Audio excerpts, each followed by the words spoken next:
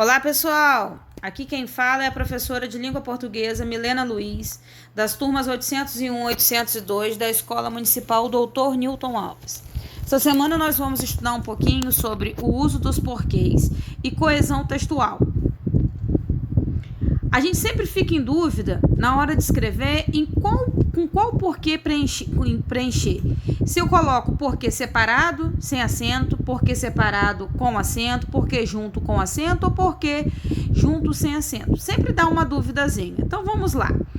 Eu coloquei várias imagens para tentar ficar mais fácil aqui para vocês.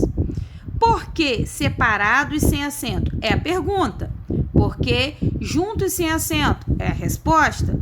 Por que separado e com acento? É fim de frase ou em frases isoladas. E o porquê junto e com acento é quando é um substantivo. Sempre tem um artigo antes. Vamos ver mais imagens que vai clareando aqui. Porquê junto e sem acento? Equivale a pois, visto que, uma vez que. O gerente alegou que não acompanhava as negociações das logos limitada, porque, visto que, pois ou uma vez que, incumbir o subgerente de fazê-lo. Já o porquê junto com acento, ele equivale a motivo, razão, são substantivos. Como eu falei, sempre vai ter um artigo antes. O relatório discrimina os porquês da queda de desempenho do setor de venda, os motivos, as razões. O porquê separado e sem acento é o início da pergunta. Equivale a por qual motivo, a razão pela qual. O chefe do expediente diz que não sabe por quê, por qual motivo, a razão pela qual foi envolvido nesse episódio. A experiência por quê, ou pela qual passou, por qual motivo passou, pela qual razão passou. Na gerência se auxiliou a atuar como inspetor. Já o porquê separado e com acento é diante de uma pausa forte. Ou é no final de uma pergunta ou é uma pergunta isolada. O contrato não foi assinado. Por quê? O gerente não procedeu às recomendações. Por quê? Foi admoestado e não sei por quê. Vamos mais uma rodada aqui para tentar fixar na mente. Por que separado e sem acento? Pergunta. Usado no início de pergunta indireta, pode ser substituído por pelo qual, motivo ou razão. Por que você não correu hoje?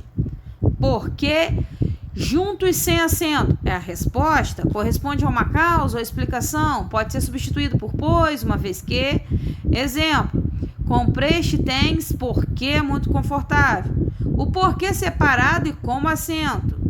Final de frase ou frase isolada. Pode ser interrogativa ou não. Pode ser substituído por qual motivo ou razão. E antes de pausa. Vocês jogam por quê? E o porquê junto e com acento é um substantivo. Geralmente tem um artigo antes. Pode ser substituído por motivo ou razão, pode ser acompanhado do artigo, pronome adjetivo ou numeral. Não consigo entender o porquê de sua raiva. Para a gente fechar aqui, uso dos porquês, o porquê junto e sem acento, quando corresponder a uma explicação ou uma causa. Comprei este sapato porque é mais barato. Porquê junto e com acento, quando é substantivado, substitui um motivo ou a razão. Não consigo entender o porquê de sua ausência. Porquê separado e sem acento em perguntas ou quando estiverem presentes, mesmo que não explícitas, as palavras razão e motivo. Por que você comprou este casaco? E o porquê separado e com acento quando vier antes de um ponto final, seja final, interrogação, exclamação, e tiver o significado de qual for o motivo, e também em frases isoladas. Estudei bastante ontem à noite. Sabe por quê? Espero que vocês tenham compreendido aqui o uso dos porquês. Vamos agora à coesão textual. Eu escolhi essa imagem porque ela mostra muito bem o que representa a coesão textual. A coesão textual ela é um quebra-cabeça. Quando eu vou escrever um texto, ou melhor, ela não é um quebra-cabeça. Ela tenta você organizar o seu quebra-cabeça. O texto, ele vem da palavra tecido. Então o texto ele tem que fazer, uma coisa tem que fazer sentido com a outra. Quando a gente começa a escrever, a gente precisa que as palavrinhas, as frases que eu coloquei lá no primeiro parágrafo façam sentido com as que eu for utilizar lá no último parágrafo. Então, por isso é importante eu ter a coesão textual. Eu tenho que, se eu começar a falar sobre o menino que subiu na árvore, eu não posso falar, de repente, falar sobre a falta d'água no planeta no final do texto. Então, a coesão, a coerência textual querem dizer respeito sobre isso. Então, nós temos aqui, ó, olha que interessante essa imagem. Coesão e coerência, uma completando a outra. Então, a coesão, ela vai dizer a vocês sobre como preencher o texto, como compreender o texto, e a coerência, as coisas que fazem sentido. Então, utilizar os conectivos corretamente. Se eu disser que eu gosto de... Se eu falar, eu gosto de chocolate. Aí já pensou se eu falar assim, eu gosto de chocolate, mas eu não como bolo.